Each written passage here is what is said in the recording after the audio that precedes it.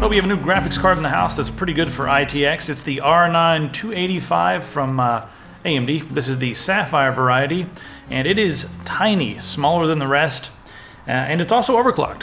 They've done a lot of crazy things in a small space. The core clock on this is 928 megahertz, and of course this is a 28 nanometer part. It's got 1,792 stream processors. We've got 2 gigabytes of GDDR5, and the effective clock on that is 5,500 megahertz. Now the size on this, it's tiny. 171 by 110 by 35 millimeters. It takes up 2 slots because, of course, if you have something that small, they're going to need a bit of a beefy cooling unit on that. And they've done it by cramming a ton of fins on top of a plate that pretty much lays on top of the VREGs and the core. And then beneath that, they've got their black diamond chokes, which are, you know, really good quality chokes. And you should be able to push this a little bit farther using the trick software that you can download on Sapphire's website. You can see we have lots of large heat pipes coming out of the top, some copper heat pipes right there. That's going to help to dissipate the heat. And then we also have a fan and lots of fins. They've got a really robust cooling solution going on here. The shroud is minimal. It really suits my taste, but it's up to you because I never comment on aesthetics really. But, you know, I'll let you know that I do think this is pretty cool. Looking at the front, we've got 2 mini display ports. Those are both 1.2. Then we have an HDMI port. That's 1.4. And then we have a dual link DVI port. So lots of connectivity options, and it'll support all those at the same time. It supports iFinity with up to 6 displays. So, you know, if you wanted to daisy chain a few of the display ports and make that happen, you could do that. Plenty of bandwidth there to do it.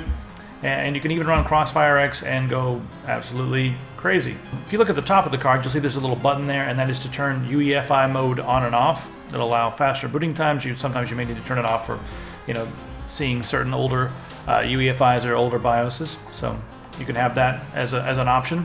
Now they've done something strange to the back here. Instead of using 2 6-pin PCI Express power connectors, they've given us one, and they put it on the back instead of on the top, and that may be a problem with some very small ITX cases that do not have a lot of length.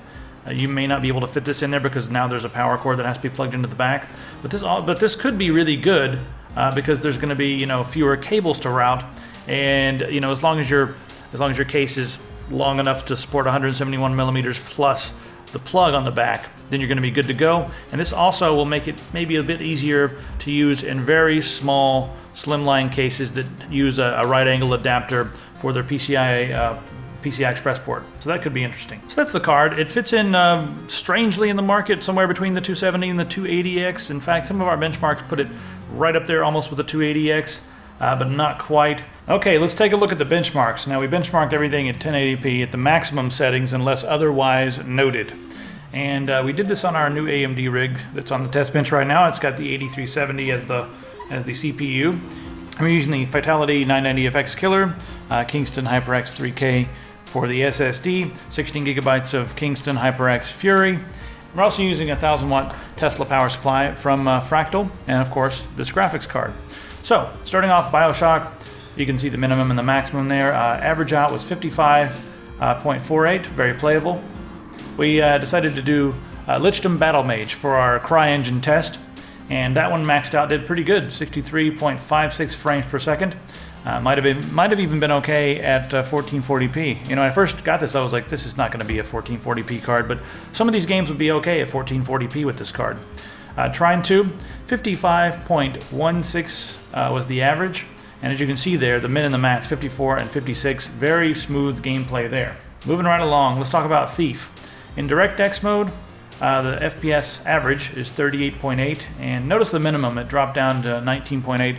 Let's have a gander at Thief running Mantle. Minimum 14, max 66.4, and the average of 48.9. It does drop down a little bit, but if you change a few of the settings, all that stuttering will go away. On the maximum settings, we were able to get 34.5, and as you can see there, we're running at Extreme HD, score of 14.45. So that's it. What we're going to do next is we're going to take this card and we're going to put it head-to-head against the 760 ITX, especially now that the holidays are coming up. A lot of you guys are going to be building ITX systems, secondary gaming systems, and I think this is a pretty good option. The other thing I really like about these AMD cards, you've got Mantle support, of course, which is a really big bonus for me, and you also have support for True Audio. That's my favorite part about the whole Mantle experience right now. True Audio sounds amazing. Now, if you're someone who just cares about the bottom line as far as FPS and, you know, also frame times, making sure everything runs nice and smooth. Well, you'll see in a coming video which one wins between this one and the 260. If you guys want to see the detailed benchmarks, you guys can go and take a look at everything, including all the frame times over on Tech Syndicate. There's going to be a link there that has everything in it, including all the information about what drivers we were using, so you guys can just sit there and absorb all that data until you go blind. Be sure to stay tuned for the epic battles.